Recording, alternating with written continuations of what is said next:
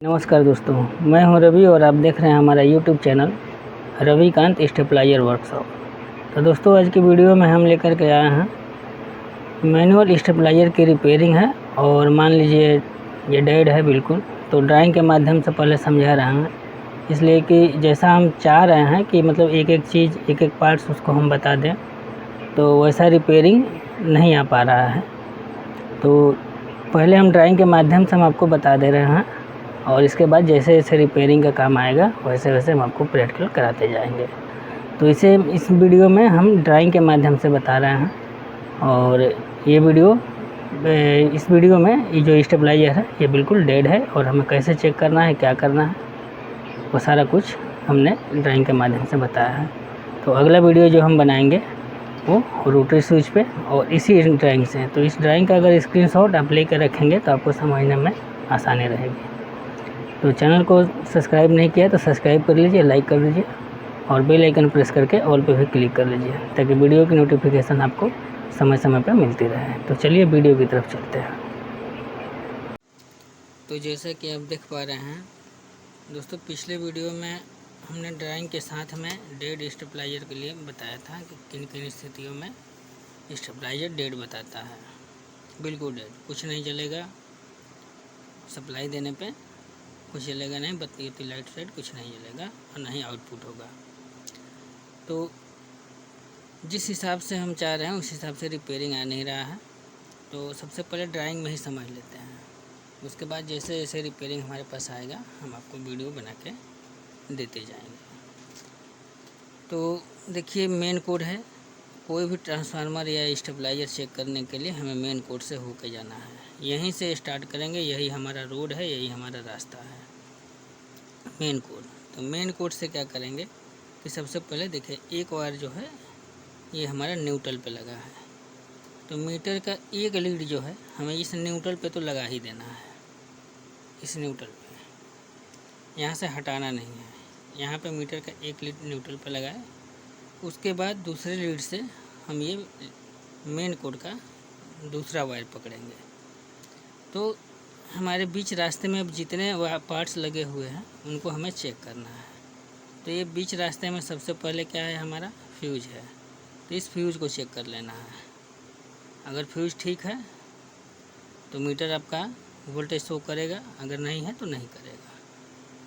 उसके बाद में हमारा ये स्विच लगा रहता है। इन दोनों में से कोई आगे पीछे हो सकता है पहले स्विच हो और बाद में फ्यूज हो, या हो सकता है पहले फ्यूज हो बाद में स्विच हो। तो हमारा जो ड्राइंग है तो स्विच बाद में है, फ्यूज पहले है, तो ये आगे पीछे हो सकता है।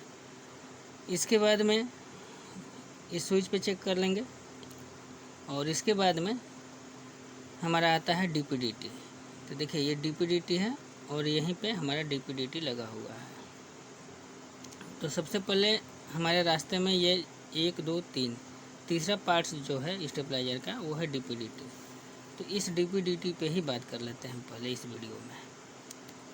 एक एक पार्ट्स की जानकारी देंगे तो आपको धीरे धीरे समझ में आ जाएगा, नहीं तो आपको ये समझ में नहीं आएगा कि इतना वायर है और खींचा हुआ है, कुछ समझ में नहीं आएगा। तो एक एक पार्ट्स की जानकारी हम आपको दे रहे हैं थोड़ा थोड़ा करके।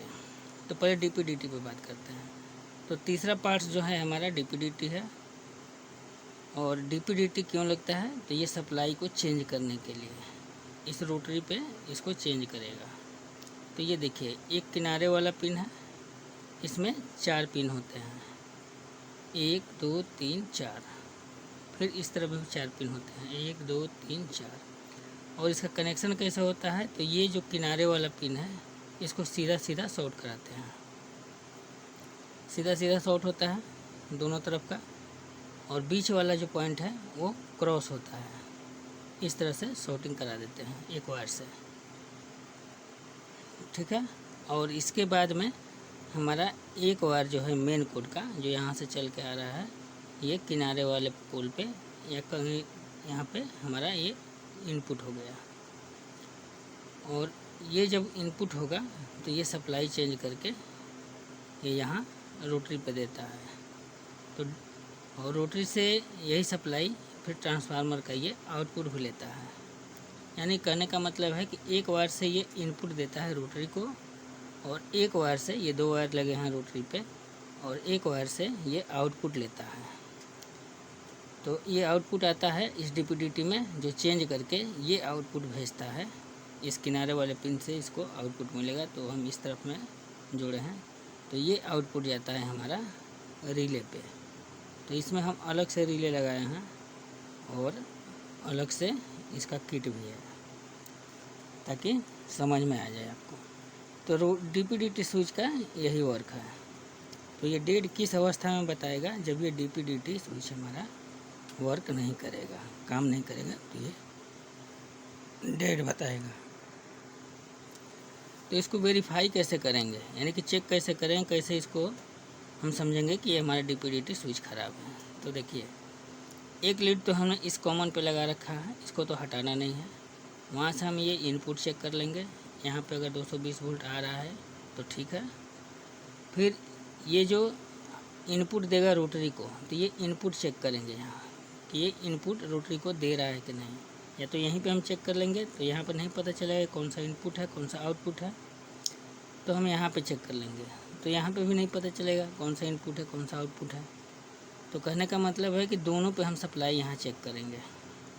अगर दोनों पे सप्लाई इनपुट और आउटपुट दोनों अगर आ रहा है तो हमारा DPDT अभी ठीक है, यहाँ तक ठीक है। इसके बाद में हमें फाइनल जो आउटपुट है वो इस किनारे वाले पोल से मिलेगा।